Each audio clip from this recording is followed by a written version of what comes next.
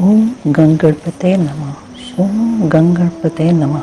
ओम गणगणपते नमः। ओम नमः शिवाय।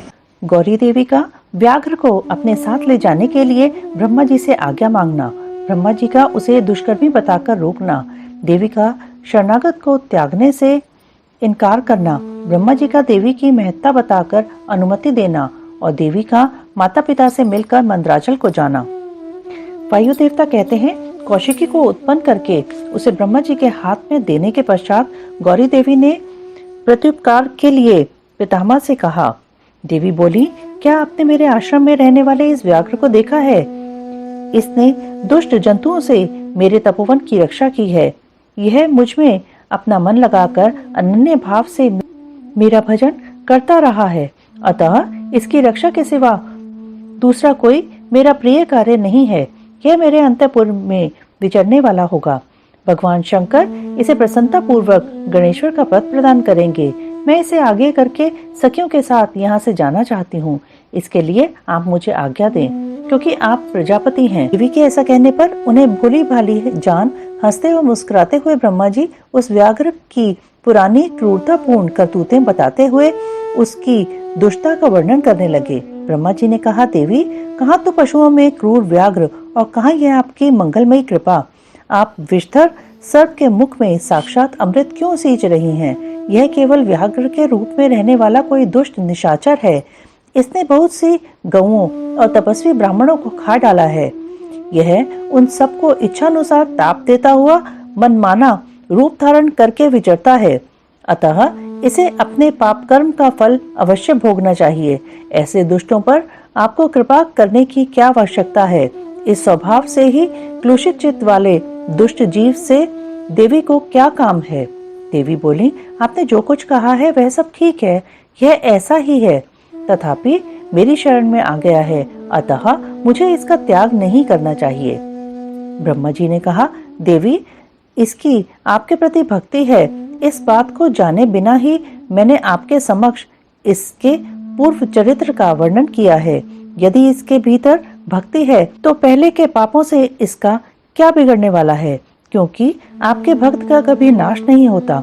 जो आपकी आज्ञा का पालन नहीं करता वह पुण्य कर्मा होकर भी क्या करेगा? देवी, आप ही अजन्मा, बुद्धिमती, पुरातन शक्ति और परमेश्वरी हैं। सबके बंध और मोक्ष की व्यवस्था आपके ही अधीन है। आपके सिवा पराशक्ति कौन है? आपके बिना किसको कर्मजनित सिद्धि प्राप्त हो सकती है? आप ही असंख्य रुद्रों की विविध शक्ति हैं। शक्ति रहित कर्ता काम करने में कौन सी सफलता प्राप्त करेगा? तथा अन्य देवता, दानव और राक्षसों को उन ऐश्वर्यों की प्राप्ति कराने के लिए आपकी आज्ञा ही कारण है। असंख्य ब्रह्मा, विष्णु तथा रुद्र जो आपकी आज्ञा का पालन करने वाले हैं, बीत चुके हैं और भविष्य में भी होंगे। देवेश्वरी, आपकी आराधना किए बिना हम सब श्रेष्ठ देवता भी धर्म आदि चारों पुरुषार्थों की प्राप्ति नहीं कर सकते। आपके संकल्प से ब्रह्मत्व और स्थावरत्व तत्काल व्यत्यास भी हो जाता है, अर्थात ब्रह्मा का स्थावर हो जाता है और स्थावर ब्रह्मा, क्योंकि पुण्य और पाप के फलों की व्यवस्था आपने ही की है। आप ही जगत के स्वामी परमात्मा शिव की अनादि, अमध्य और अनंत आदि सनातन शक्ति हैं। आप संपूर्ण लोक यात्रा का निर्वाह करने के लिए किसी अद्भुत मूर्ति में आविष्ट हो नाना प्रकार के भावों से क्रीड़ा करती हैं। भला आपको ठीक ठाक कौन जानता है? अतः यह पापाचारी व्याघ्र भी आज आपकी कृपा से परम सिद्धि प्राप्त करे, इसमें कौन बाधक हो सकता है? इस प्रकार उनके परम तत्व का स्मरण कराकर ब्रह्मा जी ने जब उचित प्रार्थना की, तब गौरी देवी से निवृत्त हुई। तदंतर देवी की आज्ञा लेकर ब्रह्मा जी अंतर्ध्यान हो गए। फिर देवी ने अपने वियोग को न सह सकने वाले माता पिता मैना और हिमवान का दर्शन करके उन्हें प्रणाम किया तथा उन्हें नाना प्रकार से आश्वासन दिया। इसके बाद देवी ने तपस्या के प्रेमी तपोवन के वृक्षों को देखा। वे उनके सामने फूलों की वर्षा कर रहे थे। ऐसा जान पड़ता था मानो उनसे होने वाले वियोग से, शोक से पीड़ित हो वे आंसू बरसा रहे हों। अपनी शाखाओं पर बैठे हुए विहंगमों के कलरवों के व्याध से मानो वे व्याकुलता पूर्वक नाना प्रकार से दीनतापूर्ण विलाप कर रहे थे।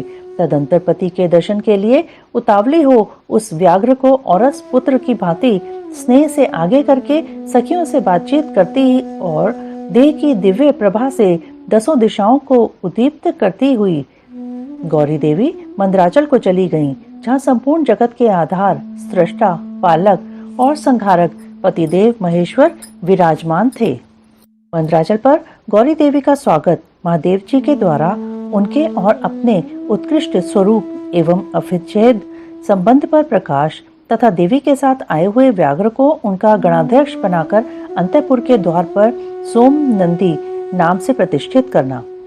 ऋषियों ने पूछा, अपने शरीर को दिव्य गौरवर्ण से युक्त बनाकर गिरिराज कुमारी देवी पार्वती ने जब मंदराचल प्रदेश में प्रवेश किया तब वे अपने पति से किस प्रकार मिली।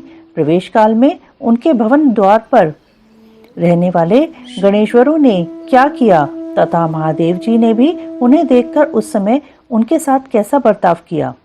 वायु देवता ने कहा, जिस प्रेम गर्भित रस के द्वारा अनुरागी पुरुषों के मन का हरण हो जाता है, उस परम रस का ठीक ठीक वर्णन करना असंभव है। द्वारपाल बड़ी उतावली से राह देखते थे। उनके साथ ही महादेव जी भी देवी के आगमन के लिए उत्सुक थे। जब वे भवन में प्रवेश करने लगी तब शंकित हो उन प्रेम जनित भावों से वे उनकी ओर देखने लगे। देवी भी उनकी ओर उन्हीं भावों से देख रही थी। उस समय उस भवन में रहने वाले श्रेष्ठ पार्षदों ने देवी की वंदना की। फिर देवी ने विनय युक्त वाणी द्वारा भगवान त्रिलोचन को प्रणाम किया। वे प्रणाम करके अभी उठने भी नहीं पाई थी कि परमेश्वर ने उन्हें दोनों हाथों से पकड़कर बड़े आनंद के साथ हृदय से लगा लिया। फिर मुस्कुराते हुए वे एकटक नेत्रों से उनके मुख चंद्र की सुधा का पान सा करने लगे। फिर उनसे बातचीत करने के लिए उन्होंने पहले अपनी ओर से वार्ता आरंभ की।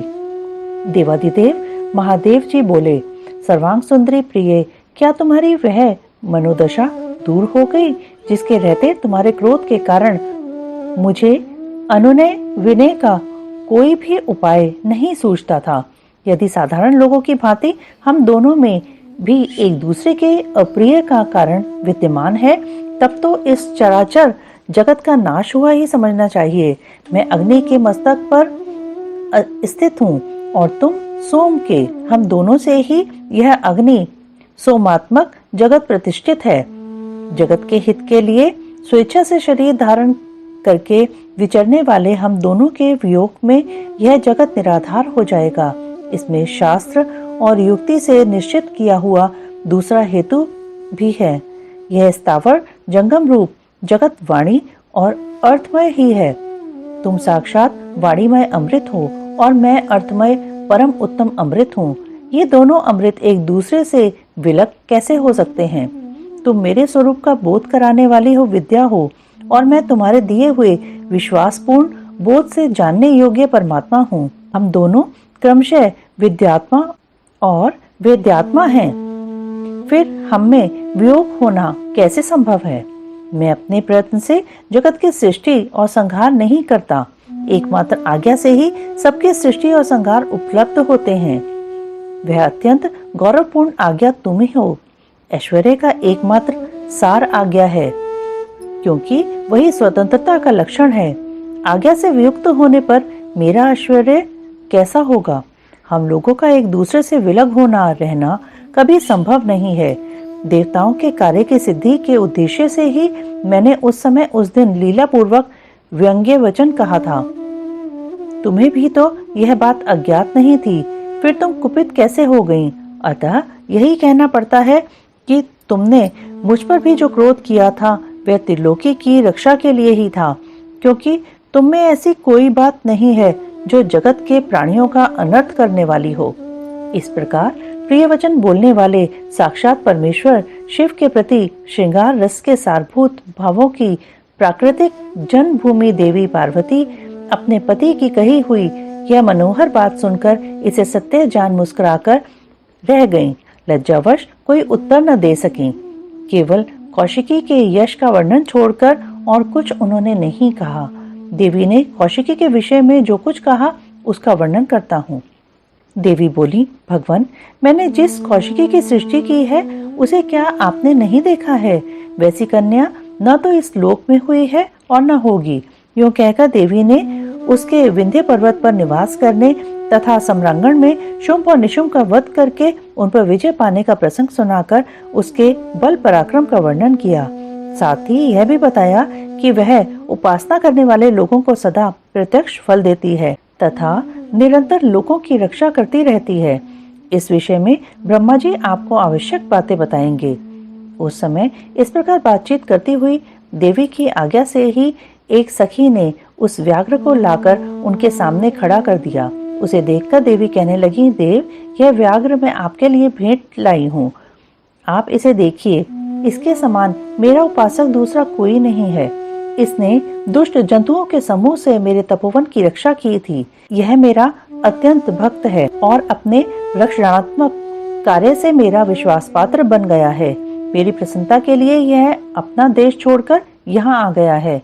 महेश्वर, यदि मेरे आने से आपको प्रसन्नता हुई है और यदि आप मुझसे अत्यंत प्रेम करते हैं तो मैं चाहती हूँ कि यह नंदी की आज्ञा से मेरे अंतःपुर के द्वार पर अन्य रक्षकों के साथ उन्हीं के चिन्ह धारण करके सदा स्थित रहे। वायुदेव कहते हैं, देवी के इस मधुर और अंतोतगत्वा प्रेम बढ़ाने वाले शुभ वचन को सुनकर महादेव जी ने कहा, मैं बहुत प्रसन्न हूँ। फिर तो वह व्याघ्र उसी क्षण लचकती हुई सुवर्ण जटित बेंत की छड़ी, रत्नों से जटित विचित्र कवच, सर्प की सी आकृति वाली छुरी तथा रक्ष कोचित वेश धारण किए गणाध्यक्ष के पद पर प्रतिष्ठित दिखाई दिया। उसने उमा सहित महादेव और नंदी को आनंदित किया था, इसलिए सोम नंदी नाम से विख्यात हुआ। इस प्रकार देवी का प्रिय कार्य करके चंद्रार्थ भूषण महादेव जी ने उन्हें रत्न भूषित दिव्य आभूषणों से भूषित किया। चंद्रभूषण भगवान शिव ने सर्व मनोहारिणी गिरिराज कुमारी गौरी देवी को पलंग पर बिठाकर उस समय सुंदर अलंकारों से स्वयं ही उनका श्रृंगार किया। अग्नि और सोम के स्वरूप का विवेचन तथा जगत की अग्निशोत्मात्मकता का प्रतिपादन। ऋषियों ने पूछा, प्रभु, पार्वती देवी का समाधान करते हुए महादेव जी ने यह बात क्यों कही कि संपूर्ण विश्व अग्निशोमात्मक एवं वागर्थात्मक है? ऐश्वर्य का सार एकमात्र आज्ञा ही है और वह आज्ञा तुम हो। अतः इस विषय में हम क्रमशः यथार्थ बातें सुनना चाहते हैं। वायुदेव बोले, महर्षियों, रुद्रदेव का जो घोर तेजोमय शरीर है उसे अग्नि कहते हैं और अमृतमय सोम शक्ति का स्वरूप है, क्योंकि शक्ति का शरीर शांति कारक है। जो अमृत है वह प्रतिष्ठा नामक कला है और जो तेज है वह साक्षात विद्या नामक कला है। संपूर्ण सूक्ष्म भूतों में वे ही दोनों रस और तेज हैं। तेज की वृत्ति दो प्रकार की है, एक सूर्य रूपा है और दूसरी अग्नि रूपा। इसी तरह रस वृत्ति भी दो प्रकार की है, एक सोम रूपिणी और दूसरी जल रूपिणी। तेज विद्युत आदि के रूप में उपलब्ध होता है तथा रस मधुर आदि के रूप में। तेज और रस के भेदों ने ही इस चराचर जगत को धारण कर रखा है। अग्नि से अमृत की उत्पत्ति होती है और अमृत स्वरूप घी से अग्नि की वृद्धि होती है। अतएव अग्नि और सोम को दी हुई आहुति जगत के लिए हितकारक होती है। शस्य संपत्ति भविष्य का उत्पादन करती है, वर्षा शस्य को बढ़ाती है। इस प्रकार वर्षा से ही भविष्य का प्रादुर्भाव होता है, जिससे यह अग्निशोमात्मक जगत टिका हुआ है। अग्नि वहां तक ऊपर को प्रज्वलित होता है जहां तक सोम संबंधी परम अमृत विद्यमान है, और जहां तक अग्नि का स्थान है वहां तक सोम संबंधी अमृत नीचे को झरता है। इसीलिए कालाग्नि नीचे है और शक्ति ऊपर। जहां तक अग्नि है उसकी गति ऊपर की ओर है और जो जल का आप्लावन है उसकी गति नीचे की ओर है। आधार शक्ति ने ही इस उधर्वगामी कालाग्नि को धारण कर रखा है तथा निम्नगामी सोम शिव शक्ति के आधार पर प्रतिष्ठित है।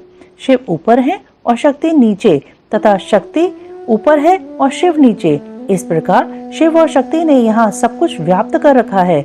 बारंबार अग्नि द्वारा जलाया हुआ जगत भस्मसात हो जाता है। यह अग्नि का वीर्य है। भस्म को ही अग्नि का वीर्य कहते हैं। जो इस प्रकार भस्म के श्रेष्ठ स्वरूप को जानकर अग्नि इत्यादि मंत्रों द्वारा भस्म से स्नान करता है, वह बंधा हुआ जीव पाश से मुक्त हो जाता है। अग्नि के वीर्य रूप भस्म को सोम ने अयोग युक्ति के द्वारा फिर आप्लावित किया, इसलिए वह प्रकृति के अधिकार में चला गया। यदि योग युक्ति से शाक्त अमृत वर्षा के द्वारा उस भस्म का सब ओर आप्लावन हो तो वह प्रकृति के अधिकारों को निवृत्त कर देता है। अतः इस तरह का अमृत प्लावन सदा मृत्यु पर विजय पाने के लिए ही होता है। शिवाग्नि के साथ शक्ति संबंधी अमृत का स्पर्श होने पर जिसने अमृत का अपलावन प्राप्त कर लिया, उसकी मृत्यु कैसे हो सकती है? जो अग्नि के इस गुम स्वरूप को तथा पूर्वोक्त अमृत प्लावन को ठीक ठीक जानता है, वह अग्निशोत्मात्मक जगत को त्याग कर फिर यहाँ जन्म नहीं लेता। जो शिवाग्नि से शरीर को दग्ध करके शक्ति स्वरूप सोमामृत से योग मार्ग के द्वारा इसे आप्लावित करता है, वह अमृत स्वरूप हो जाता है। इसी अभिप्राय को हृदय में धारण करके महादेव जी ने इस संपूर्ण जगत को अग्निशोमात्मक कहा था। उनका वह कथन सर्वथा उचित है। जगत वाणी और अर्थरूप है, इसका प्रतिपादन वायु देवता कहते हैं, महर्षियों अब यह बता रहा हूँ कि जगत की वागर्तात्मकता की सिद्धि कैसे की गई है। 6 अध्यायों का सम्यक ज्ञान मैं संक्षेप से ही करा रहा हूँ, विस्तार से नहीं। कोई भी ऐसा अर्थ नहीं है जो बिना शब्द का हो और कोई भी ऐसा शब्द नहीं है जो बिना अर्थ का हो। अतः समय अनुसार सभी शब्द संपूर्ण अर्थों के बोधक होते हैं। प्रकृति का यह परिणाम शब्द भावना और अर्थ भावना के भेद से 2 प्रकार का है। उसे परमात्मा शिव तथा पार्वती की प्राकृत मूर्ति कहते हैं। उनकी जो शब्दमयी विभूति है उसे विद्वान 3 प्रकार की बताते हैं, स्थूला, सूक्ष्म और परा। स्थूला वह है जो कानों को प्रत्यक्ष सुनाई देती है, जो केवल चिंतन में आती है, वह सूक्ष्म कही गई है, और जो चिंतन की भी सीमा से परे है उसे परा कहा गया है, वह शक्ति स्वरूपा है। वही शिव तत्व के आश्रित रहने वाली पराशक्ति कही गई है। ज्ञान शक्ति के संयोग से वही इच्छा की उपोत्पलिका होती है, वह संपूर्ण शक्तियों की समष्टि रूपा है। वही शक्ति तत्व के नाम से विख्यात हो समस्त कार्य समूह की मूल प्रकृति मानी गई है, उसी को कुंडलिनी कहा गया है। वही विशुद्धाधात्परा माया है, वह स्वरूपता विभाग रहित होती हुई भी 6 अवधाओं के रूप में विस्तार को प्राप्त होती है। उन 6 अवधाओं से 3 तो शब्द रूप हैं और 3 अर्थ रूप बताए गए हैं। सभी पुरुषों को आत्म शुद्धि के अनुरूप संपूर्ण तत्वों के विभाग से लय और भोग के अधिकार प्राप्त होते हैं। वे संपूर्ण तत्व कलाओं द्वारा यथा योग्य प्राप्त हैं। परा प्रकृति के जो आदि में 5 प्रकार के परिणाम होते हैं, वे ही निवृत्ति आदि कलाएं हैं। मंत्राध्वा, पदाध्वा और वर्णाध्वा ये 3 अध्वा शब्द से संबंध रखते हैं, तथा भुवनाध्वा, तत्वाध्वा और कलाध्वा ये 3 अर्थ से संबंध रखने वाले हैं। इन सब में भी परस्पर व्यापक भाव बताया जाता है। संपूर्ण मंत्र पदों से व्याप्त हैं क्योंकि वे वाक्य रूप हैं। संपूर्ण पद भी वर्णों से व्याप्त हैं क्योंकि विद्वान पुरुष वर्णों के समूह को ही पद कहते हैं। वे वर्ण भी भुवनों से प्राप्त हैं क्योंकि उन्हीं में उनकी उपलब्धि होती है। भुवन भी तत्वों के समूह द्वारा बाहर भीतर से व्याप्त हैं क्योंकि उनकी उत्पत्ति ही तत्वों से हुई है। उन कारणभूत तत्वों से ही उनका आरंभ हुआ है। अनेक भुवन उनके अंदर से ही प्रकट हुए हैं। उनमें से कुछ तो पुराणों में प्रसिद्ध हैं। अन्य भुवनों का ज्ञान शिव संबंधी आगम से प्राप्त करना चाहिए। कुछ तत्व सांख्य और योग शास्त्रों में भी प्रसिद्ध हैं। शिव शास्त्रों में प्रसिद्ध तथा दूसरे भी जो तत्व हैं, वे सब के सब कलाओं द्वारा यथा योग्य व्याप्त हैं। परा प्रकृति के जो आदिकाल में 5 परिणाम हुए हैं, वे ही निवृत्ति आदि कलाएं हैं। वे 5 कलाएं उत्तरोत्तर तत्वों से व्याप्त हैं, अतः पराशक्ति सर्वत्र व्यापक है। वह विभाग रहित होकर भी 6 अध्वाओं के रूप में विभक्त है। शक्ति से लेकर पृथ्वी तत्व पर्यंत संपूर्ण तत्वों का प्रादुर्भाव शिव तत्व से हुआ है। अतः जैसे घड़े आदि मिट्टी से व्याप्त हैं, उसी प्रकार वे सारे तत्व एकमात्र शिव से ही व्याप्त हैं। जो 6 अध्वाओं से प्राप्त होने वाला है, वही शिव का परम धाम है। 5 तत्वों के शोधन से व्यापिका और अव्यापिका शक्ति जानी जाती है। निवृत्ति कला के द्वारा रुद्र लोक पर्यंत ब्रह्मांड की स्थिति का शोधन होता है। प्रतिष्ठा कला द्वारा वे ऊपर जहाँ तक अव्यक्त की सीमा है, वहाँ तक की शोध की जाती है। मध्यवर्तिनी विद्या कला द्वारा उससे भी ऊपर विद्धेश्वर पर्यंत स्थान का शोधन होता है। शांति कला द्वारा उससे भी ऊपर के स्थान तथा शांत्यतीता कला के द्वारा अध्वा के अंत तक का शोधन हो जाता है। उसी को परम व्योम कहा गया है। ये 5 तत्व बताए गए जिनसे संपूर्ण जगत व्याप्त है। वहीं साधकों को यह सब कुछ देखना चाहिए। जो अध्वा की व्याप्ति को न जानकर शोधन करना चाहता है, वह शुद्धि से वंचित रह जाता है, उसके फल को नहीं पा सकता।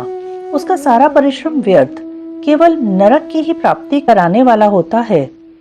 शक्तिपात का संयोग हुए बिना तत्वों का ठीक ठीक ज्ञान नहीं हो सकता। उनकी व्याप्ति और वृद्धि का ज्ञान भी असंभव है।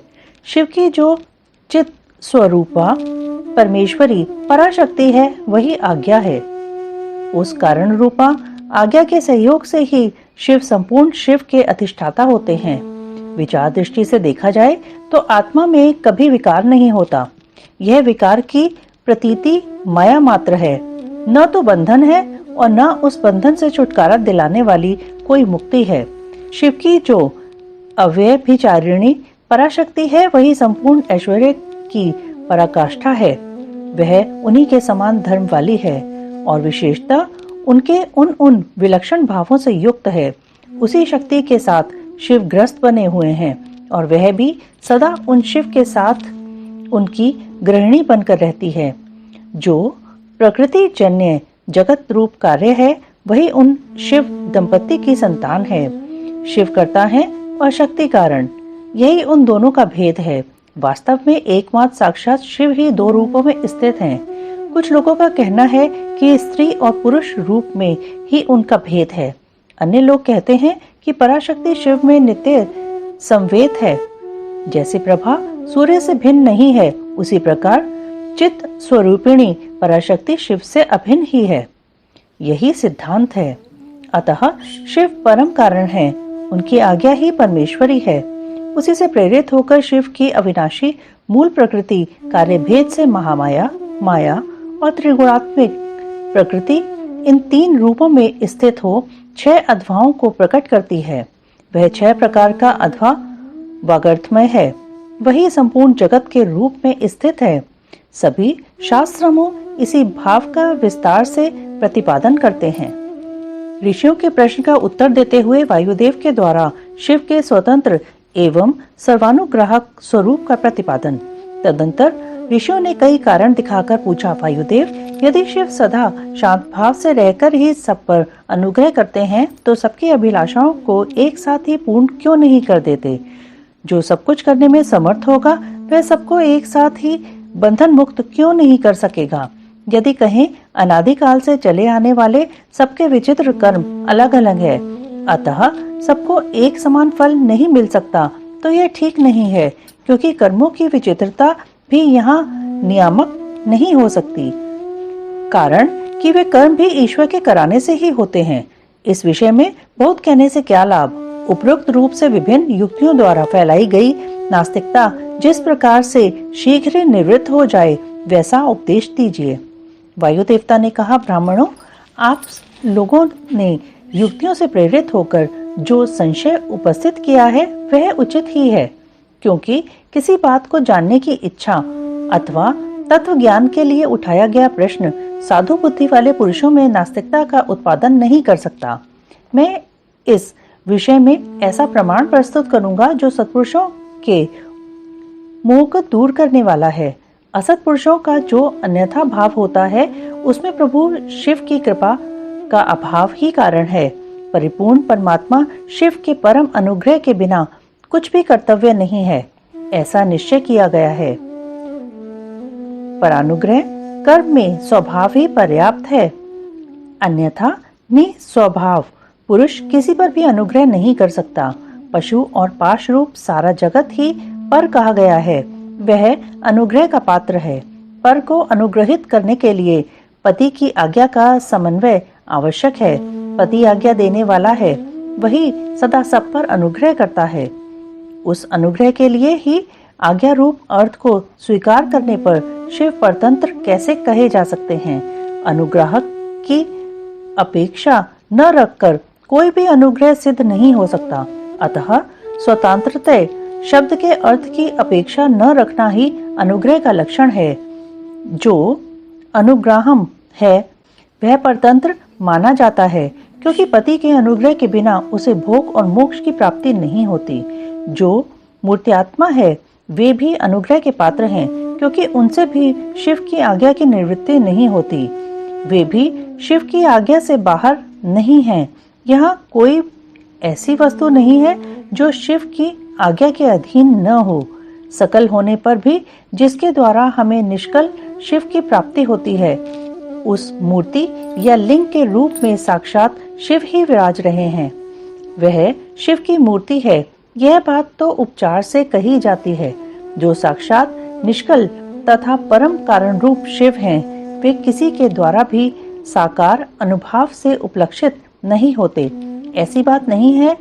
यह प्रमाण गम्य होना उनके स्वभाव का उत्पादक नहीं है। प्रमाण अथवा प्रतीक मात्र से अपेक्षा बुद्धि का उदय नहीं होता। वे परम तत्व के उपलक्षण मात्र हैं, इसके सिवा उनका और कोई अभिप्राय नहीं है। कोई न कोई मूर्ति ही आत्मा का साक्षात उपलक्षण होती है। शिव की मूर्ति है, इस कथन का अभिप्राय यह है कि उस मूर्ति के रूप में परमशिव विराजमान है। मूर्ति उनका उपलक्षण है। जैसे काष्ठ आदि आलंबन का आश्रय लिए बिना केवल अग्नि कहीं उपलब्ध नहीं होती, उसी प्रकार शिव भी मूर्त्यात्मा में आरूढ़ हुए बिना उपलब्ध नहीं होते। यही वस्तु स्थिति है। जैसे किसी से यह कहने पर कि तुम आग ले आओ, उसके द्वारा जलती हुई लकड़ी आदि के सिवा साक्षात अग्नि नहीं लाई जाती, उसी प्रकार शिव का पूजन भी मूर्ति रूप में ही हो सकता है, अन्यथा नहीं। इसलिए पूजा आदि में मूर्त्यात्मा की परिकल्पना होती है, क्योंकि मूर्त्यात्मा के प्रति जो कुछ किया जाता है वह साक्षात शिव के प्रति किया गया ही माना गया है। लिंग आदि में विशेषतः अर्चा विग्रह में जो पूजन कृत्य होता है वह भगवान शिव का ही पूजन है। उन मूर्तियों के रूप में शिव की भावना करके हम लोग शिव की ही उपासना करते हैं। जैसे परमेष्ठी शिव मूर्त्यात्मा पर अनुग्रह करते हैं, उसी प्रकार मूर्त्यात्मा में स्थित शिव हम पशुओं पर अनुग्रह करते हैं। परमेष्ठी शिव ने लोकों पर अनुग्रह करने के लिए ही सदाशिव आदि संपूर्ण मूर्त्यात्माओं को अधिष्ठित अपनी आज्ञा में रखकर अनुग्रहित किया है। भगवान शिव सब पर अनुग्रह ही करते हैं, किसी का निग्रह नहीं करते, क्योंकि निग्रह करने वाले लोगों में जो दोष होते हैं वे शिव में असंभव हैं। ब्रह्मा आदि के प्रति जो निग्रह देखे गए हैं वे भी श्रीकंठ मूर्ति शिव के द्वारा लोकहित के लिए ही किए गए हैं। विद्वानों की दृष्टि में निग्रह भी स्वरूप से दूषित नहीं है। इसलिए दंडनीय अपराधियों को राजाओं की ओर से मिले हुए दंड की प्रशंसा की जाती है। यदि साधु की रक्षा करनी है तो असाधु का निवारण करना ही होगा। पहले साम आदि 3 उपायों से असाधु के निवारण का प्रयत्न किया जाता है। यदि यह प्रयत्न सफल नहीं हुआ तो अंत में चौथे उपाय दंड का ही आश्रय लिया जाता है। यह दंडनाद अनुशासन लोकहित के लिए ही किया जाना चाहिए, यही उसके औचित्य को परिलक्षित कराता है। यदि अनुशासन इसके विपरीत हो तो उसे अहित कर कहते हैं। जो सदा हित में ही लगे रहने वाले हैं, उन्हें ईश्वर का दृष्टांत अपने सामने रखना चाहिए। अतः जो दुष्टों को ही दंड देता है, वह उस निग्रह कर्म को लेकर सत्पुरुषों द्वारा लांछित कैसे किया जा सकता है। लोक में जहाँ कहीं भी निग्रह होता है, वह यदि विद्वेष पूर्वक न हो तभी श्रेष्ठ माना जाता है। जो पिता पुत्र को दंड देकर उसे अधिक शिक्षित बनाता है, वह उससे द्वेष नहीं करता। शिव की आज्ञा का पालन ही हित है, और जो हित है वही उनका अनुग्रह है। अतएव सबको हित में नियुक्त करने वाले शिव सब पर अनुग्रह करने वाले कहे गए हैं। जो उपकार शब्द का अर्थ है, उसे भी अनुग्रह ही किया गया है, क्योंकि उपकार भी हितरूप ही होता है। अतः सबका उपकार करने वाले शिव सर्वानुग्राहक हैं। शिव के द्वारा जड़ चेतन सभी सदा हित में ही नियुक्त होते हैं, परंतु सबको जो एक साथ और एक समान हित की उपलब्धि नहीं होती, इसमें उनका स्वभाव ही प्रतिबंधक है। जैसे सूर्य अपनी किरणों द्वारा सभी कमलों को विकास के लिए प्रेरित करते हैं, परंतु वे अपने अपने स्वभाव के अनुसार एक साथ और एक समान विकसित नहीं होते। स्वभाव भी पदार्थों के भावी अर्थ का कारण होता है, किंतु वह नष्ट होते हुए अर्थ को कर्ताओं के लिए सिद्ध नहीं कर सकता। जैसे अग्नि का संयोग सुवर्ण को ही पिघलाता है, कोयले या अंगार को नहीं, उसी प्रकार भगवान शिव परिपक्व मल वाले पशुओं को ही बंधन मुक्त करते हैं, दूसरों को नहीं। जो वस्तु जैसी होनी चाहिए वैसी वह स्वयं नहीं बनती। वैसी बनने के लिए कर्ता की भावना का सहयोग होना आवश्यक है। कर्ता की भावना के बिना ऐसा होना संभव नहीं है। अतः कर्ता सदा स्वतंत्र होता है। सब पर अनुग्रह करने वाले शिव जिस तरह स्वभाव से ही निर्मल हैं, उसी तरह जीव संज्ञा धारण करने वाली आत्माएं स्वभावतः मलिन होती हैं। यदि ऐसी बात न होती तो वे जीव क्यों नियम पूर्वक संसार में भटकते और शिव क्यों संसार बंधन से परे रहते। विद्वान पुरुष कर्म और माया के बंधन को ही जीव का संसार कहते हैं। यह बंधन जीव को ही प्राप्त होता है, शिव को नहीं। इसमें कारण है जीव का स्वाभाविक मल। वह कारणभूत मल जीवों का अपना स्वभाव ही है, आगंतुक नहीं है। यदि आगंतुक होता तो किसी को भी किसी भी कारण से बंधन प्राप्त हो जाता। जो यह हेतु है वह एक है, क्योंकि सब जीवों का स्वभाव एक सा है। यद्यपि सब में एक सा आत्मभाव है, तो भी मल के परिपाक और अपरिपाक के कारण कुछ जीव बद्ध हैं और कुछ बंधन से मुक्त हैं। बद्ध जीवों में भी कुछ लोग लय और भोग के अधिकार के अनुसार उत्कृष्ट और निकृष्ट होकर ज्ञान और ऐश्वर्य आदि की विषमता को प्राप्त होते हैं। अर्थात कुछ लोग अधिक ज्ञान और ऐश्वर्य से युक्त होते हैं तथा कुछ लोग कम।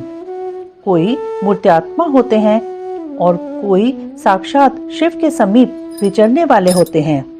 मूर्त्यात्माओं में कोई तो शिव स्वरूप हो चाहों अवधाओं के ऊपर स्थित होते हैं, कोई अवधाओं के मध्य मार्ग में महेश्वर होकर रहते हैं और कोई निम्न भाग में रुद्र रूप से स्थित होते हैं। शिव के समीपवर्ती स्वरूप में भी माया से परे होने के कारण उत्कृष्ट, मध्यम और निकृष्ट के भेद से 3 श्रेणियां होती हैं।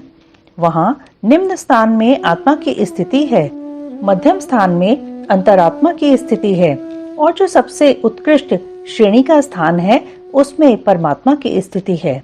यही क्रमशः ब्रह्मा, विष्णु और महेश्वर कहलाते हैं।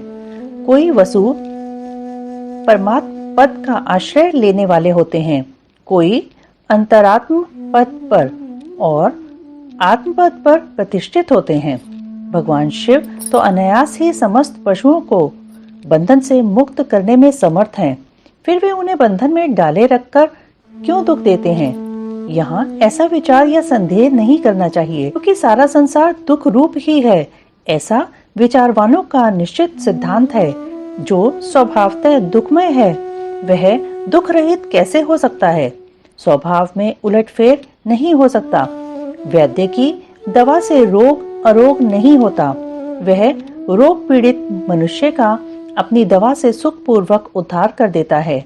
इसी प्रकार जो स्वभावतः मलिन और स्वभाव से ही दुखी है, उन पशुओं को अपनी आज्ञा रूपी औषधि देकर शिव दुख से छुड़ा देते हैं। रोग होने में वैद्य कारण नहीं है, परंतु संसार की उत्पत्ति में शिव कारण है। अतः रोग और वैद्य के दृष्टांत से शिव और संसार के दृष्टांत में समानता नहीं है, इसलिए इसके द्वारा शिव पर दोषारोपण नहीं किया जा सकता। जब दुख स्वभाव सिद्ध है, तब शिव उसके कारण कैसे हो सकते हैं? जीवों में जो स्वाभाविक मल है, वही उन्हें संसार के चक्र में डालता है। संसार का कारणभूत जो मल अचेतन माया आदि है, वह शिव का सानिध्य प्राप्त किए बिना स्वयं चेष्टाशील नहीं हो सकता। जैसे चुंबक मणि लोहे का सानिध्य पाकर ही उपकारक होता है, लोहे को खींचता है, उसी प्रकार शिव भी जड़ माया आदि का सानिध्य पाकर ही उसके उपकारक होते हैं, उसे सचेष्ट बनाते हैं। उनके विद्यमान सानिध्य को अकारण हटाया नहीं जा सकता। अतः जगत के लिए जो सदा अज्ञात है, वे शिव ही इसके अधिष्ठाता हैं। शिव के बिना यहाँ कोई भी प्रवृत्त नहीं होता। उनकी आज्ञा के बिना एक पत्ता भी नहीं हिलता। उनसे प्रेरित होकर ही यह सारा जगत विभिन्न प्रकार की चेष्टाएं करता है, तथापि वे शिव कभी मोहित नहीं होते। उनकी आज्ञा रूपिणी जो शक्ति है, वही सबका नियंत्रण करती है। उसका सब और मुख है। उसी ने सदा इस संपूर्ण दृश्य प्रपंच का विस्तार किया है, तथापि उसके दोष से शिव दूषित नहीं होते। जो दुर्बुद्धि मानव मोहवश इसके विपरीत मान्यता रखता है, वह नष्ट हो जाता है। शिव की शक्ति के वैभव से ही संसार चलता है, तथापि इससे शिव दूषित नहीं होते। इसी समय आकाश से शरीर रहित वाणी सुनाई दी, सत्यम ओम अमृतम सौम्यम। इन पदों का वहां स्पष्ट उच्चारण हुआ। उसे सुनकर सब लोग बहुत प्रसन्न हुए। उनके समस्त संशयों का निवारण हो गया तथा उन मुनियों ने विस्मित हो प्रभु पवन देव को प्रणाम किया।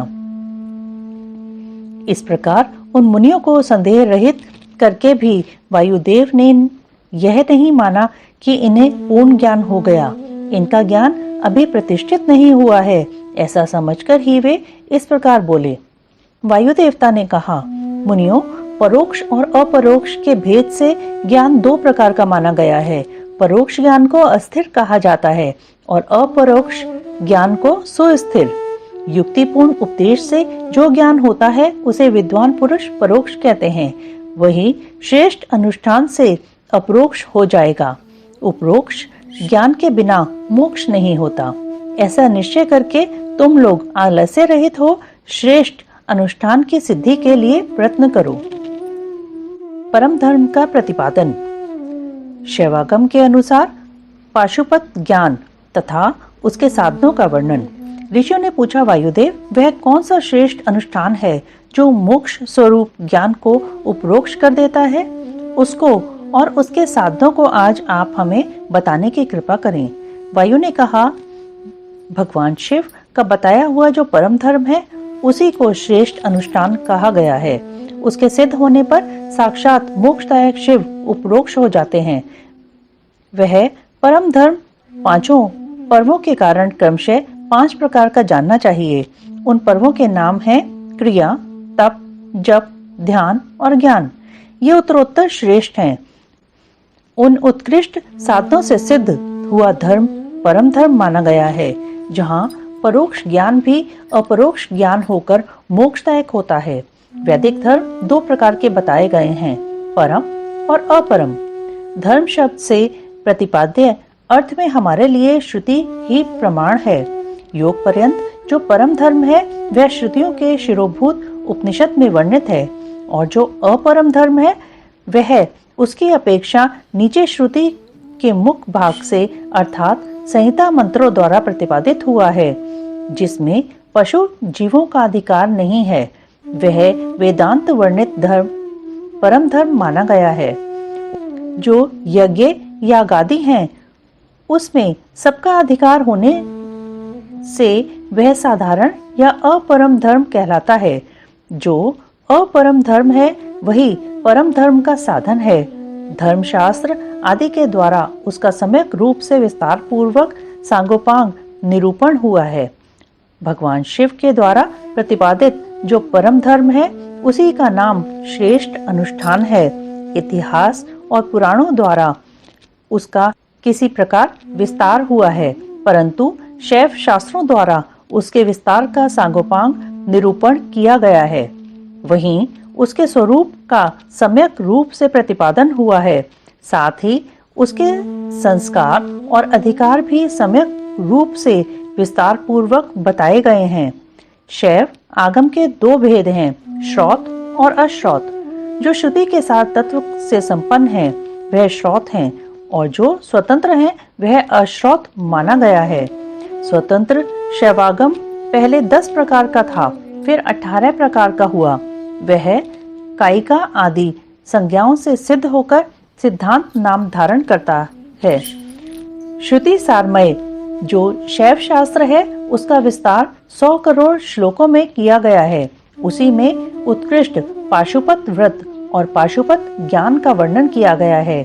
युग युग में होने वाले शिष्यों को उसका उपदेश देने के लिए भगवान शिव स्वयं ही योगाचार्य रूप से जहाँ तहाँ अवतीर्ण हो उसका प्रचार करते हैं।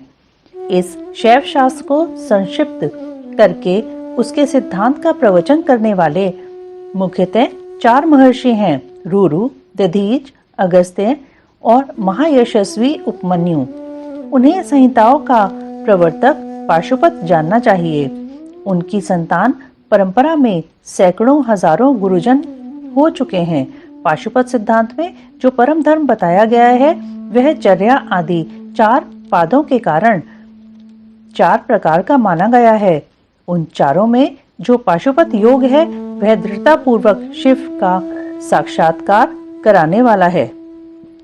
इसलिए पाशुपत योग ही श्रेष्ठ अनुष्ठान माना गया है।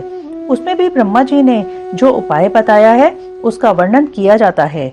भगवान शिव के द्वारा परिकल्पित जो नामाष्टकमय योग है उसके द्वारा सहसा शैवी प्रज्ञा का उदय होता है। उस प्रज्ञा द्वारा पुरुष शीघ्र ही सुस्थिर परम ज्ञान प्राप्त कर लेता है। जिसके हृदय में वह ज्ञान प्रतिष्ठित हो जाता है उसके ऊपर भगवान शिव प्रसन्न होते हैं। उनके कृपा प्रसाद से वह परम योग सिद्ध होता है जो शिव का अपरोक्ष दर्शन कराता है।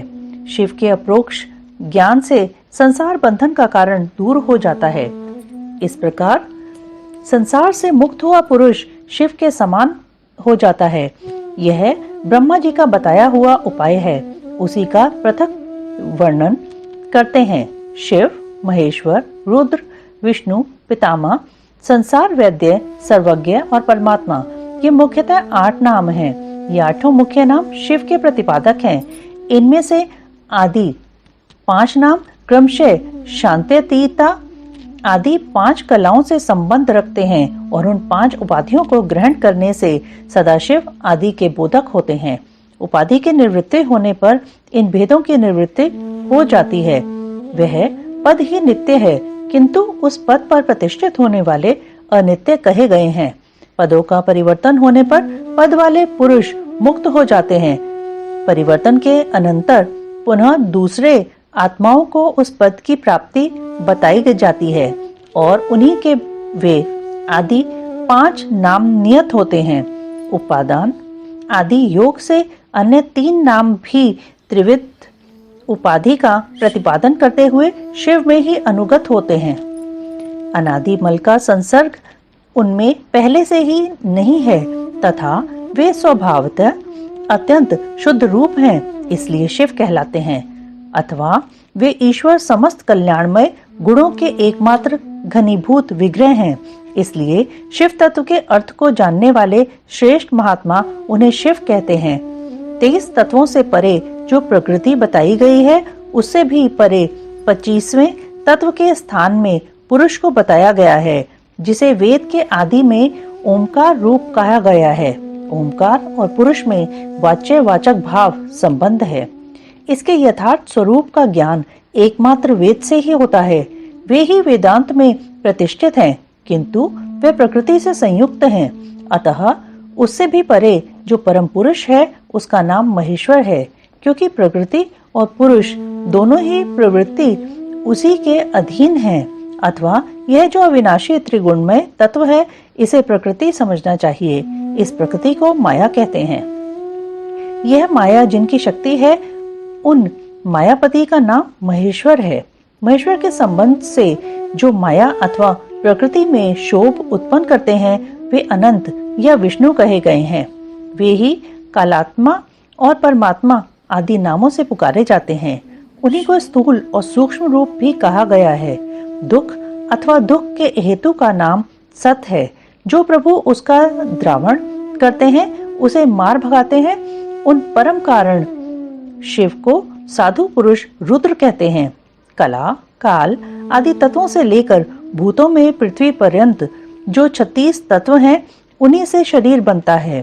उस शरीर इंद्रिय आदि में जो तंद्रा रहित हो व्यापक रूप से स्थित है वे भगवान शिव रुद्र कहे गए हैं। जगत के पिता रूप जो मूर्त्यात्मा हैं उन सबके पिता के रूप में भगवान शिव विराजमान हैं। इसलिए वे पितामह कहे गए हैं। जैसे रोगों के निदान को जानने वाला वैद्य तदनुकूल उपायों और दवाओं से रोग को दूर कर देता है, उसी तरह ईश्वर ले योगाधिकार से सदा जड़ मूल सहित संसार रोग की निवृत्ति करते हैं। अतः संपूर्ण तत्वों के ज्ञाता विद्वान उन्हें संसार वैद्य कहते हैं। 10 विषयों के ज्ञान के लिए 10 इंद्रियों के होते हुए भी जीव तीनों कलाओं में होने वाले स्थूल सूक्ष्म पदार्थों को पूर्ण रूप से नहीं जानते, क्योंकि माया ने ही उन्हें मल से आवृत कर दिया है। परंतु भगवान सदाशिव संपूर्ण विषयों के ज्ञान के साधनभूत इंद्रियादिक के न होने पर भी जो वस्तु जिस रूप में स्थित है उसे उसी रूप में ठीक ठीक जानते हैं। इसलिए वे सर्वज्ञ कहलाते हैं। जो इन सभी उत्तम गुणों से नित्य संयुक्त होने के कारण सबके आत्मा है, जिनके लिए अपने से अतिरिक्त किसी दूसरे आत्मा की सत्ता नहीं है, वे भगवान शिव स्वयं ही परमात्मा हैं।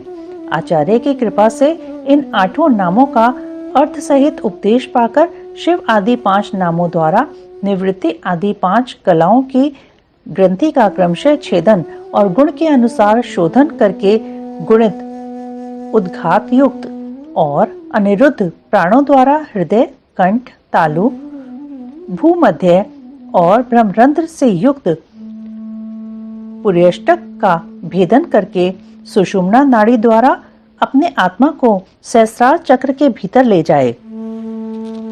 उसका शुभ वर्ण है। वह तरुण सूर्य के सदृश रक्त वर्ण केसर के द्वारा रंजित और अधोमुख है। उसके 50 दलों में स्थित अ से लेकर छ तक सबिंदु अक्षर कर्णिका के बीच में गोलाकार चंद्रमंडल हैं। यह चंद्रमंडल छत्राकार में स्थित है। उसने एक उधरमुख 12 दल कमल को आवृत कर रखा है। उस कमल की कर्णिका में विद्युत सदृश अकथादि त्रिकोण यंत्र है। उस यंत्र के चारों ओर सुधा सागर होने के कारण वह मणिद्वीप के आकार का सा हो गया है। उस द्वीप के मध्य भाग में मणिपीठ है। उसके बीच में नाद बिंदु के ऊपर हंस पीठ है। उस पर परम शिव विराजमान है। उक्त चंद्रमंडल के ऊपर शिव के तेज में अपने आत्मा को संयुक्त करे। इस प्रकार जीव को शिव में लीन करके शाक्त अमृत वर्षा के द्वारा अपने शरीर के अपेक्षित होने की भावना करे। तत्पश्चात अमृतमय विग्रह वाले अपने आत्मा को ब्रह्मरंध्र से उतारकर हृदय में 12 दल के कमल के भीतर स्थित चंद्रमा से परे श्वेत कमल पर अर्धनारीश्वर रूप में विराजमान और मनोहर आकृति वाले निर्मल देव भक्तवत्सल महादेव शंकर का चिंतन करे। उनकी अंग कांति शुद्ध स्फटिक मणि के समान उज्जवल है। वे शीतल प्रभा से युक्त और प्रसन्न हैं। इस प्रकार मन ही मन ध्यान करके शांचित हुआ मनुष्य शिव के 8 नामों द्वारा ही भावमय पुष्पों से उनकी पूजा करे। पूजन के अंत में पुनः प्राणायाम करके चित्त को भली भांति एकाग्र रखते हुए शिव नामाष्टक का जप करे। फिर भावना द्वारा नाभि में 8 आहुतियों का हवन करके पूर्णाहुति एवं नमस्कार पूर्वक 8 फूल चढ़ाकर अंतिम अर्चना पूरी करके चुल्लू में लिए हुए जल की भांति अपने आप को शिव के चरणों में समर्पित कर दे। इस प्रकार करने से शीघ्र ही मंगलमय पाशुपत ज्ञान की प्राप्ति हो जाती है और साधक उस ज्ञान की सुस्थिरता पा लेता है। साथ ही वह परम उत्तम पाशुपत व्रत एवं परम योग को पाकर मुक्त हो जाता है, इसमें संशय नहीं है। पाशुपत व्रत की विधि और महिमा तथा भस्म धारण की महत्ता। ऋषि बोले, भगवान, हम परम उत्तम पाशुपत व्रत को सुनना चाहते हैं, जिसका अनुष्ठान करके ब्रह्मा आदि सब देवता पाशुपत माने गए हैं। वायुदेव ने कहा, मैं तुम सब लोगों को गोपनीय पाशुपत व्रत का रहस्य बताता हूँ, जिसका अथर्वशीर्ष में वर्णन है तथा जो सब पापों का नाश करने वाला है। चित्रा से युक्त पौर्णमासी इसके लिए उत्तम काल है। शिव के द्वारा अनुग्रहित स्थान ही इसके लिए उत्तम देश है अथवा क्षेत्र, बगीचे आदि तथा वन प्रांत भी शुभ एवं प्रशस्त देश हैं। पहले त्रयोदशी को भली भांति स्नान करके नित्य कर्म संपन्न कर ले, फिर अपने आचार्य की आज्ञा लेकर उनका पूजन और नमस्कार करके व्रत के अंग रूप से देवताओं की विशेष पूजा करे। उपासक को स्वयं श्वेत वस्त्र, श्वेत यज्ञोपवीत, श्वेत पुष्प और श्वेत चंदन धारण करना चाहिए। वह कुश के आसन पर बैठकर हाथ में मुट्ठी भर कुश ले पूर्व या उत्तर की ओर मुंह करके 3 प्राणायाम करने के पश्चात भगवान शिव और देवी पार्वती का ध्यान करे। फिर यह संकल्प करे कि मैं शिव शास्त्र में बताई हुई विधि के अनुसार यह पाशुपत व्रत करूंगा। वह जब तक शरीर गिर न जाए तब तक के लिए अथवा 12, 6 या 3 वर्षों के लिए अथवा 12, 6, 3 या 1 महीने के लिए अथवा 12, 6, 3 या 1 दिन के इस व्रत की दीक्षा ले।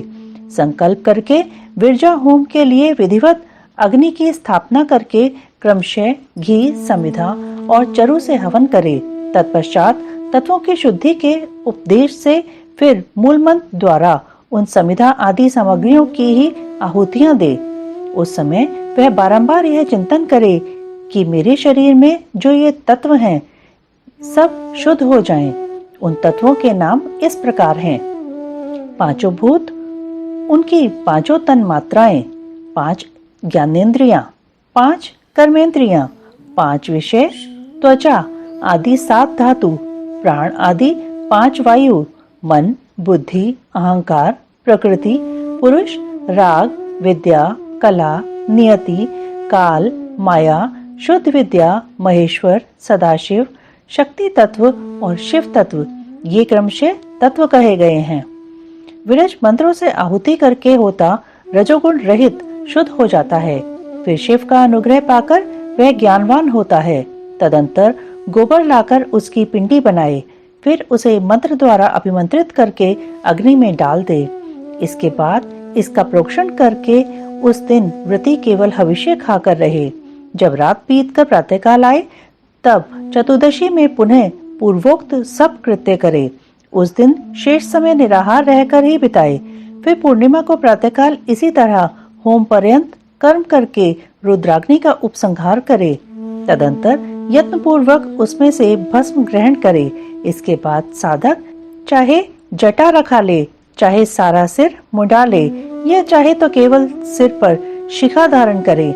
इसके बाद स्नान करके यदि वह लोक लज्जा से ऊपर उठ गया हो तो दिगंबर हो जाए अथवा गेरुआ वस्त्र, मृगचर्म या फटे पुराने चिथड़े को ही धारण कर ले। एक वस्त्र धारण करे या वल्कल पहनकर रहे। कटी में मेखला धारण करके हाथ में दंड ले ले। तदंतर दोनों पैर धोकर आचमन करे।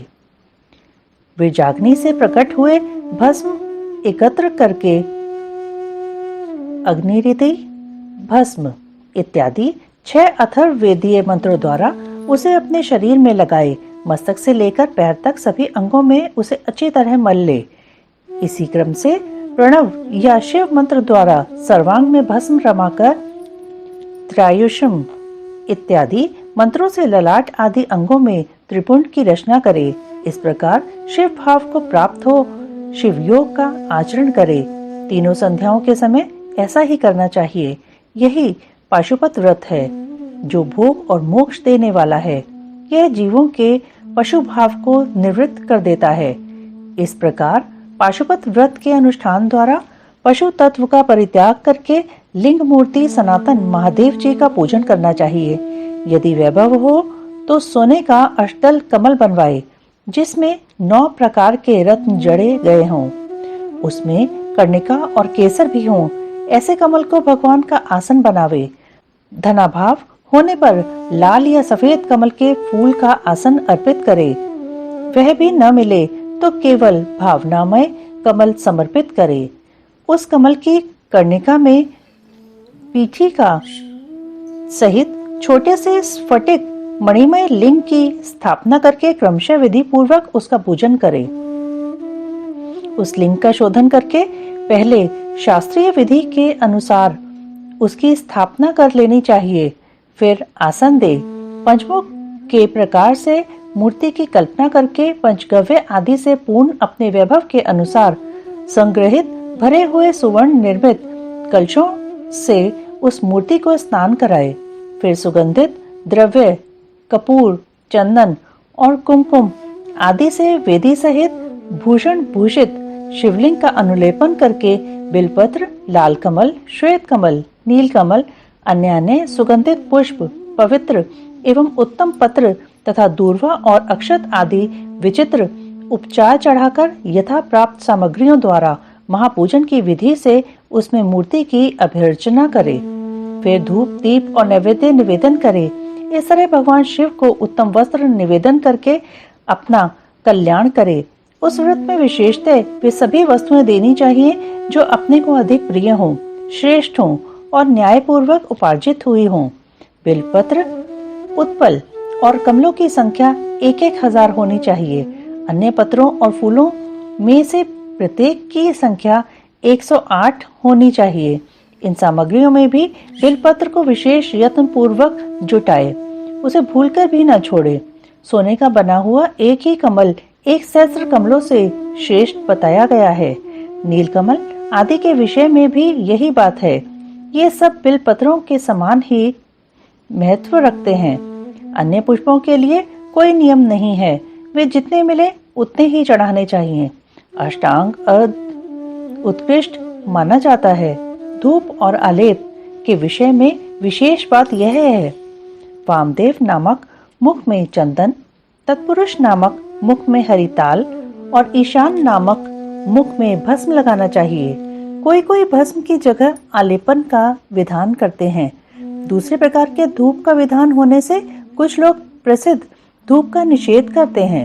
अघोर नामक मुख के लिए श्वेत अगुरु का धूप देना चाहिए। तत्पुरुष नामक मुख के लिए कृष्ण अगुरु के धूप का विधान है। वामदेव के लिए गुगुल, सद्योजात मुख के लिए सौगंधिक तथा ईशान के लिए भी उशीर आदि धूप को विशेष रूप से देना चाहिए। शर्करा, मधु, कपूर, कपिला गाय का घी, चंदन का चूरा तथा अगुरु नामक काष्ठ है, उसे सबके लिए सामान्य रूप से उपयोग के योग्य चाहिए। तत्पश्चात प्रत्येक पूजा करनी चाहिए।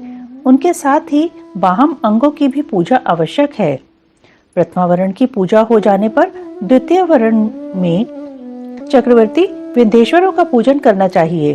मूर्तियों का दिक्पालों, उनके अस्त्रों और अनुचरों की क्रमशः पूजा करनी चाहिए।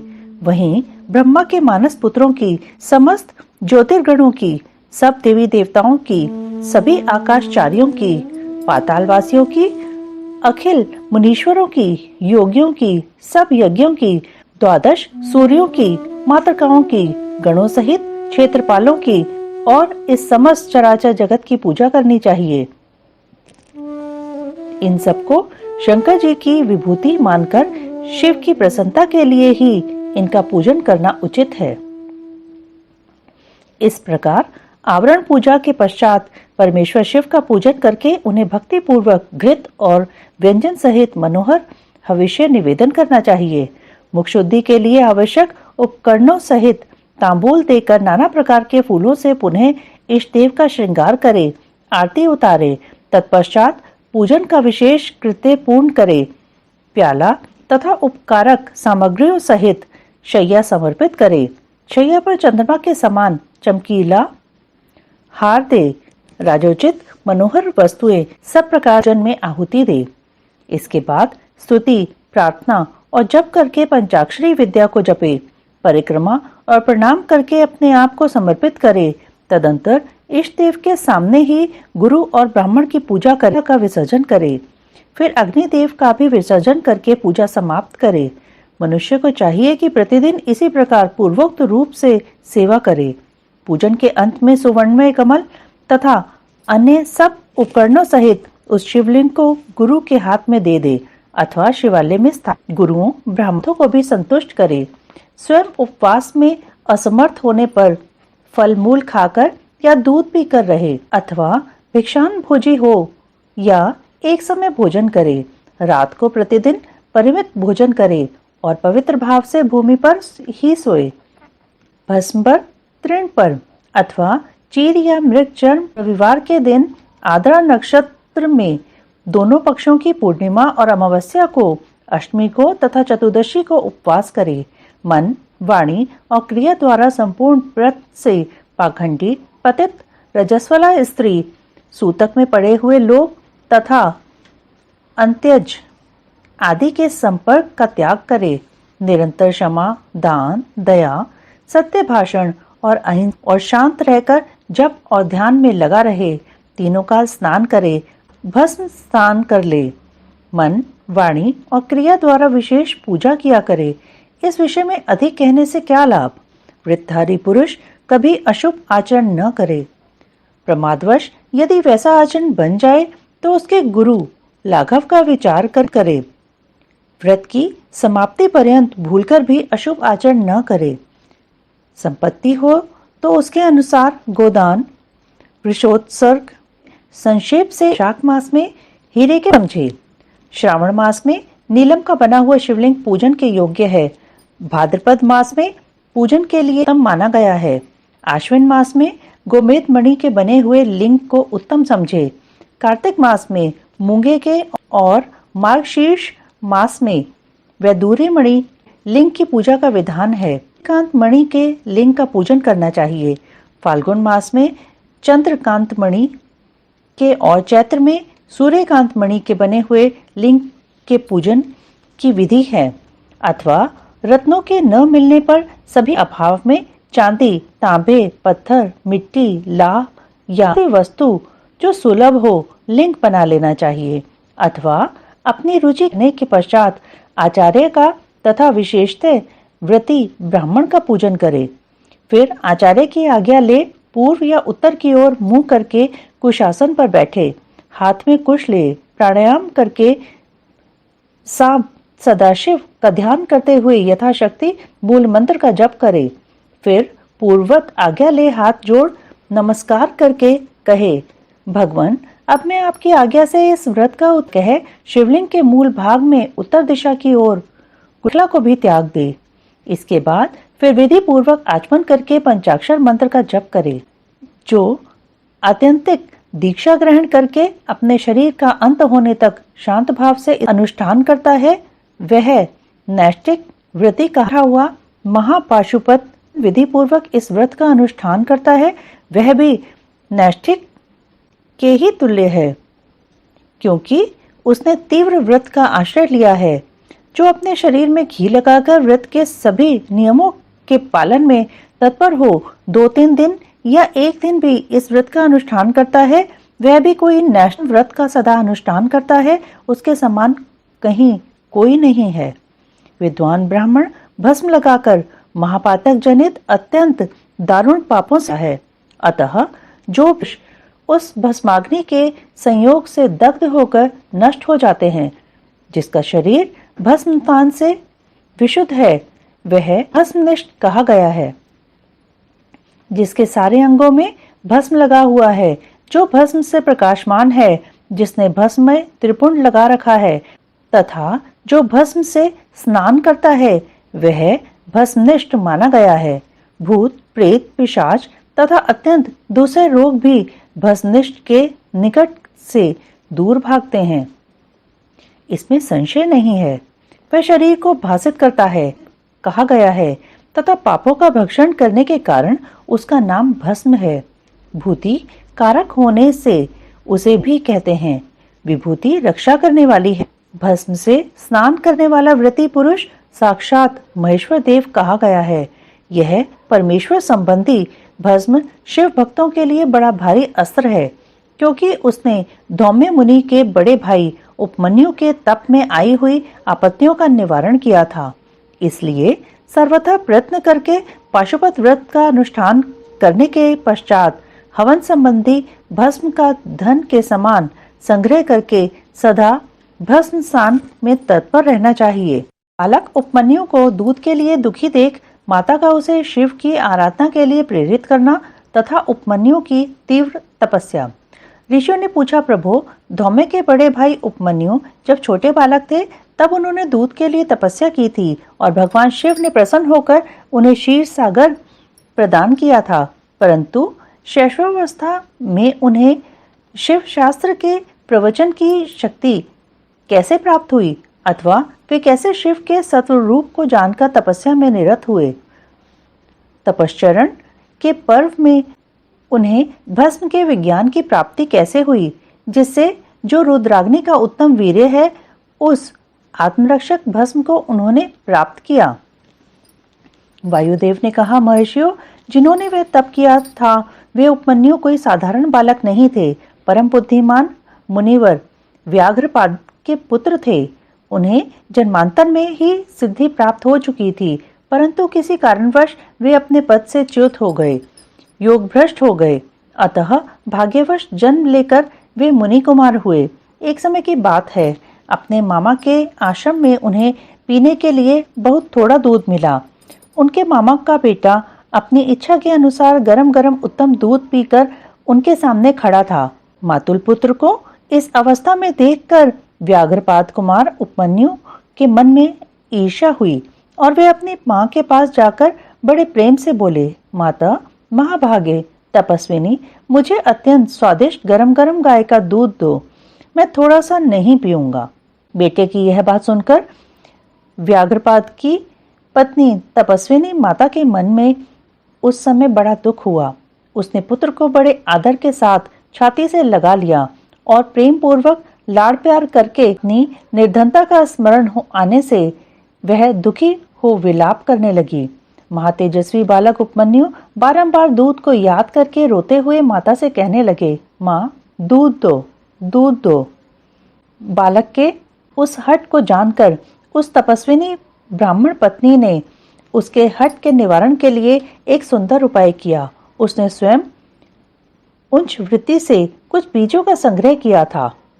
उन बीजों को देखकर उसने तत्काल उठा लिया और पीसकर पानी में घोल दिया।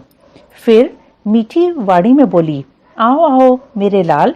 यूं कहकर बालक को शांत करके हृदय से लगा लिया और दुख से पीड़ित हो उसने कृत्रिम दूध उसके हाथ में दे दिया। माता के दिए हुए उस बनावटी दूध को पीकर बालक अत्यंत व्याकुल हो उठा और बोला, माँ, यह दूध नहीं है। तब वह बहुत दुखी हो गई और बेटे का मस्तक सूंघकर अपने दोनों हाथों से उसके कमल सदृश नेत्रों को पोंछती हुई बोली, बेटा, अपने पास सभी वस्तुओं का अभाव होने के कारण दरिद्रतावश मुझ अभागिनी ने पीसे हुए बीज को पानी में घोलकर यह तुम्हें मिथ्या दूध दिया था। तुम दूध नहीं दिया, ऐसा कहकर रोते हुए मुझे बारंबार दुखी करते हो, किंतु भगवान शिव की कृपा के बिना तुम्हारे लिए कहीं दूध नहीं है। भक्ति पूर्वक माता पार्वती और अनुचरों सहित भगवान शिव के चरणार विंदों में जो कुछ समर्पित किया गया हो वही संपूर्ण संपत्तियों का कारण होता है। महादेव जी ही धन देने वाले हैं। इस समय हम लोगों ने उनकी आराधना नहीं की है। वे भगवान ही सकाम पुरुषों को उनकी इच्छा के अनुसार फल देने वाले हैं। हम लोगों ने आज से पहले कभी भी धन की कामना से भगवान शिव की पूजा नहीं की है, इसलिए हम दरिद्र हो गए और यही कारण है कि तुम्हारे लिए दूध नहीं मिल रहा है। बेटा, पूर्व जन्म में भगवान शिव अथवा विष्णु के उद्देश्य से जो कुछ दिया जाता है वही वर्तमान जन्म में मिलता है, दूसरा कुछ नहीं। उपमन्यु बोले, माँ, यदि माता पार्वती सहित भगवान शिव विद्यमान हैं, तब आज से शोक करना व्यर्थ है। महाभागे, अब शोक छोड़ो, अब सब मंगलमय ही होगा। माँ, आज मेरी बात सुन लो। यदि कहीं महादेव जी हैं तो मैं देर से या जल्दी ही उनसे क्षीर सागर मांग लाऊंगा। वायु देवता कहते हैं, उस महाबुद्धिमान बालक की वह बात सुनकर उसकी मनस्विनी माता उस समय बहुत प्रसन्न हुई और यूं बोली। माता ने कहा, बेटा, तुमने बहुत अच्छा विचार किया है। तुम्हारा यह विचार मेरी प्रसन्नता को बढ़ाने वाला है। अब तुम देर न लगाओ, शाम सदाशिव का भजन करो। अन्य देवताओं को छोड़कर मन, वाणी और क्रिया द्वारा भक्ति भाव के साथ पार्षद गणों सहित उन्हीं शाम सदाशिव का भजन करो। नमः शिवाय, यह मंत्र उन देवादिदेव वरदायक शिव का साक्षात वाचक माना गया है। प्रणव सहित जो दूसरे 7 करोड़ महामंत्र हैं, वे सब इसी में लीन होते हैं और फिर इसी से प्रकट होते हैं। यह मंत्र दूसरे सभी मंत्रों से प्रबल है। यही सबकी रक्षा करने में समर्थ है। अतः दूसरे की इच्छा नहीं करनी चाहिए।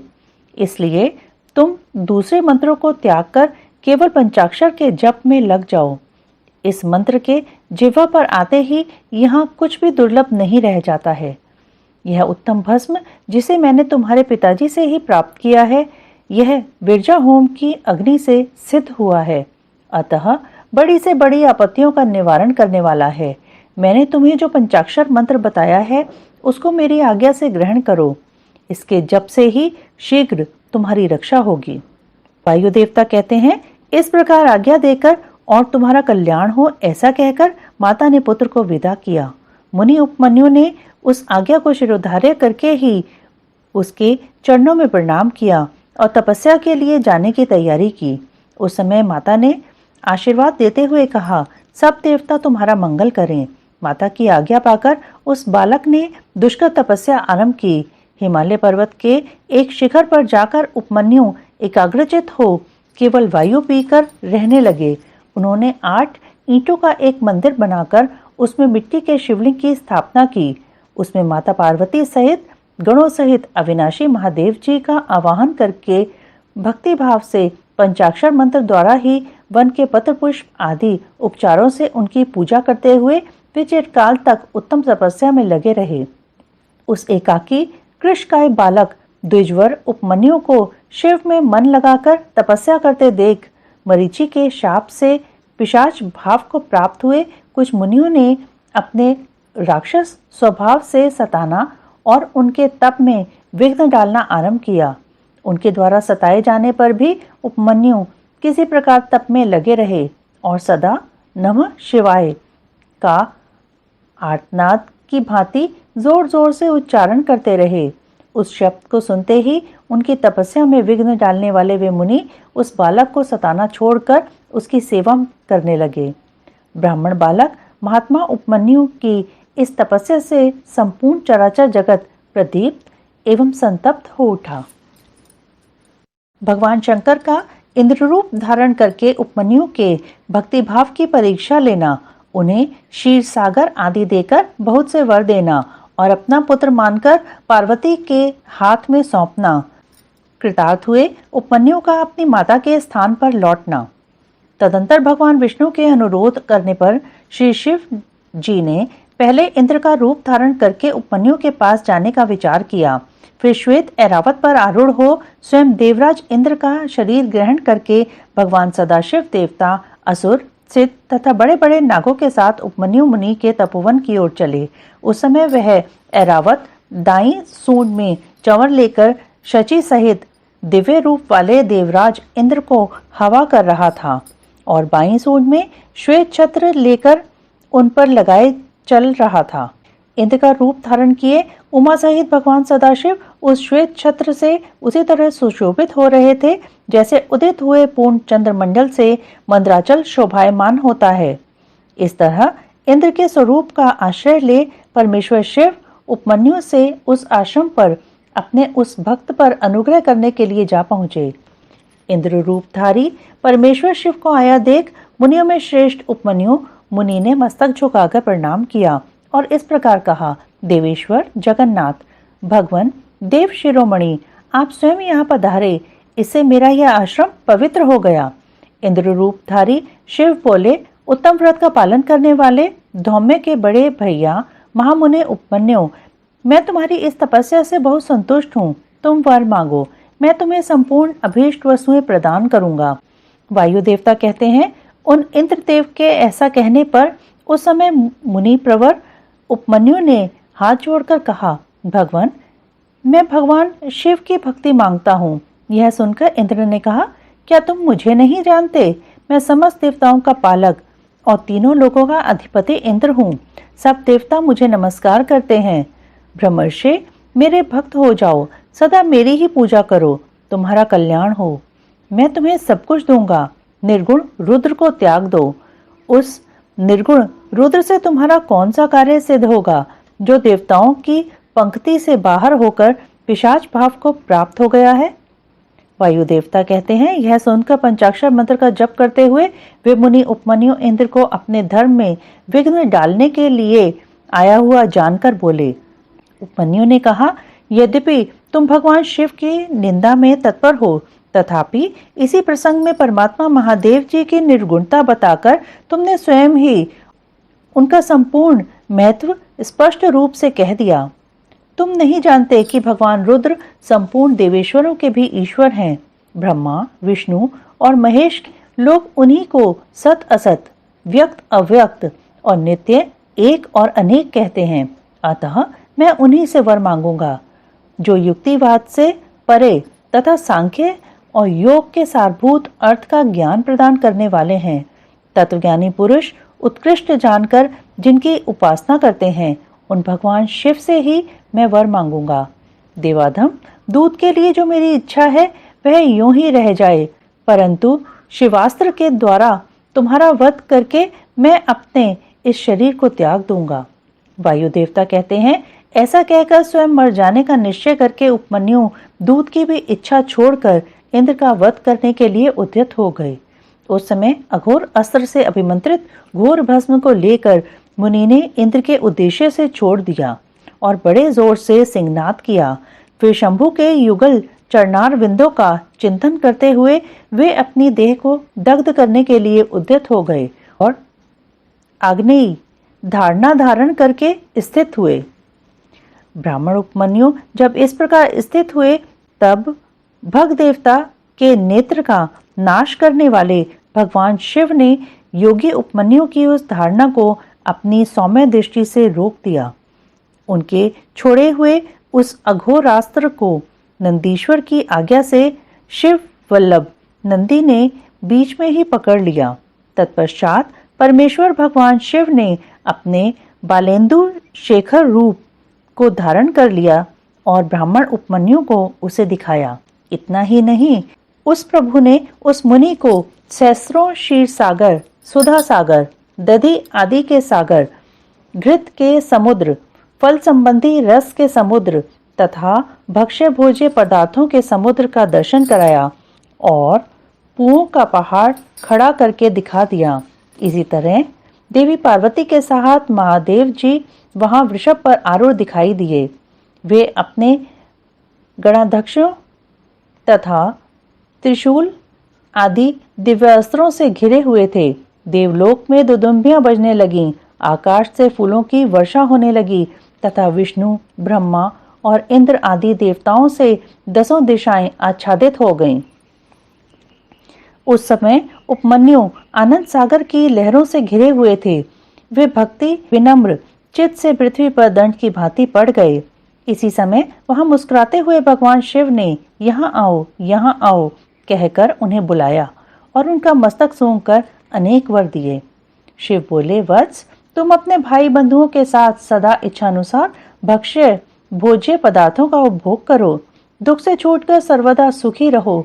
तुम्हारे हृदय में मेरे प्रति भक्ति सदा बनी रहे। महाभाग उपमन्यु, ये पार्वती देवी तुम्हारी माता हैं। अपना पुत्र बना लिया और तुम्हारे लिए क्षीर सागर प्रदान किया। केवल दूध का ही नहीं, मधु, दही, अन्न, घी, भात तथा फल आदि के रस का भी समुद्र तुम्हें दे दिया। ये पुओं के पहाड़, भक्ष्य भोज्य पदार्थों के सागर मैंने तुम्हें समर्पित किए। महामुने, ये सब ग्रहण करो। आज से मैं महादेव तुम्हारा पिता हूँ और जगदम्बा उमा तुम्हारी माता है। मैंने तुम्हें अमृतत्व तथा गणपति का सनातन पद प्रदान किया। अब तुम्हारे मन में जो दूसरी दूसरी अभिलाषाएं हो, उन सबको तुम बड़ी प्रसन्नता के साथ वर के रूप में मांगो। मैं संतुष्ट हूँ, इसलिए वह सब दूंगा। इस विषय में कोई अन्यथा विचार नहीं करना चाहिए। वायुदेव कहते हैं, ऐसा कहकर महादेव जी ने उन्हें दोनों हाथों से पकड़कर हृदय से लगा लिया और मस्तक सूंघकर यह कहते हुए देवी की गोद में दे दिया कि यह तुम्हारा पुत्र है।